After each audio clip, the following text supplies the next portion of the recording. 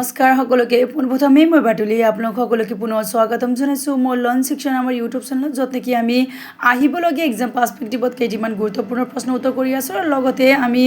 important জিকে এমচিকিউজবোৰ কৰি আছিলোঁ গতিকে আহক আজি মই পুনৰ কেইটামান ইম্পৰ্টেণ্ট জিকে এমচিকিউজসমূহ লৈ আহিছোঁ তেনেহ'লে ষ্টাৰ্ট কৰোঁ চন্দ্ৰগুপ্ত মৌৰ্য এজন উৎসাহী অনুগামী আছিল জৈনৰ মানে চন্দ্ৰগুপ্ত মৌৰ্য এজন উৎসাহী অনুগামী আছিল জৈন ধৰ্মৰ ভাৰতৰ প্ৰথম ৰাষ্ট্ৰীয় শাসক কোন আছিল ভাৰতৰ প্ৰথম ৰাষ্ট্ৰীয় শাসক আছিল চন্দ্ৰগুপ্ত মৌৰ্য আছিল চন্দ্ৰগুপ্ত মৌৰ্যৰ আদালতত থকা গ্ৰীক ৰাষ্ট্ৰদূতজন কোন আছিল মেগাস্থেনিছ অশোক নামৰ অৰ্থ কি হয় অশোক নামৰ অৰ্থ হ'ল দুখৰ পৰা বঞ্চিত মানে অশোক নামৰ অৰ্থ হ'ল দুখৰ পৰা বঞ্চিত মৌৰ্য কালত সচৰাচৰ ব্যৱহৃত মুদ্ৰাৰ নাম কি হয় কাৰ্ডছাপানা এই আপোনাৰ মোষ্ট ইম্পৰ্টেণ্ট কুৱেশ্যন হ'ব পাৰিব এক্সামত আহিব পাৰে মৌৰ্য কালত সচৰাচৰ ব্যৱহৃত মুদ্ৰাৰ নাম কি আছিল কাৰ্ডছাপানা বেদ শব্দৰ অৰ্থ কি বেদ শব্দৰ অৰ্থ হ'ল জ্ঞান নালন্দা বিশ্ববিদ্যালয় বিশেষকৈ শিক্ষাৰ এক মহান কেন্দ্ৰ কি আছিল নালন্দা বিশ্ববিদ্যালয় বিশেষকৈ শিক্ষাৰ এক মহান কেন্দ্ৰ আছিল বুদ্ধিজীৱ অশোকে কি উপাধি লৈছিল অশোকে দেৱনাম উপাধি লৈছিল আৰু এইটো আপোনালোকৰ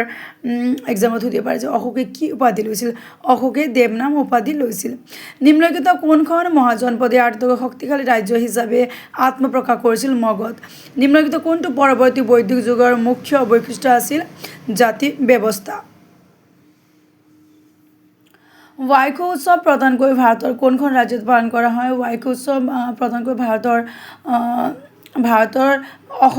অসমত ৱাইখো উৎসৱ অসমত পালন কৰা হয় আৰু ৱাইখো উৎসৱ ৰাভাসকলে পালন কৰে স্বদেশ দৰ্শন আঁচনি কোনটো কেন্দ্ৰীয় মন্ত্ৰালয়ৰ উদ্যোগ হয় মিনিষ্ট্ৰি অফ টুৰিজিমৰ উদ্যোগ হয় অসমৰ ৰাজধানী পোনপ্ৰথমে ক'ত আছিল অসমৰ ৰাজধানী পোনপ্ৰথমে শ্বিলঙত আছিল অসমৰ ৰাজধানী শ্বিলঙৰ পৰা দিছপুৰলৈ কেতিয়া হৈছিল বা কেতিয়া কৰা হৈছিল 1973 চনত 1973 চনত অসমৰ মুখ্যমন্ত্ৰী কোন আছিল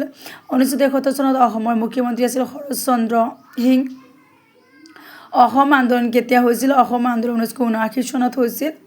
অসম আন্দোলন কেতিয়াৰ পৰা কেতিয়ালৈকে হৈছিল অসম আন্দোলন 1979 পৰা 1985 চনলৈকে হৈছিল অসম চুক্তিৰ কোনটো দফা সাংবিধানিক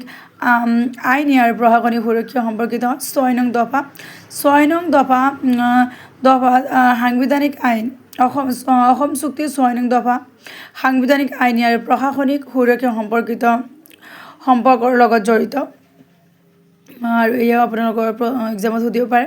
কেতিয়া অসম গণ পৰিষদ শাসনলৈ আহিছিল 1985 চনত মোৰ আপোনাৰ দেশ জাতীয় সংগীত কেতিয়া গ্ৰহণ কৰা হৈছিল মোৰ আপোনাৰ দেশ আমাৰ জাতীয় সংগীত আৰু এই জাতীয় সংগীত আপোনালোকৰ 1970 চনত গ্ৰহণ কৰা হৈছিল গতিকে আজি মই একেটি ইম্পৰ্টেণ্ট জিকে এমচিকিউজ লৈ আহিলোঁ যি নেকি এক্সামত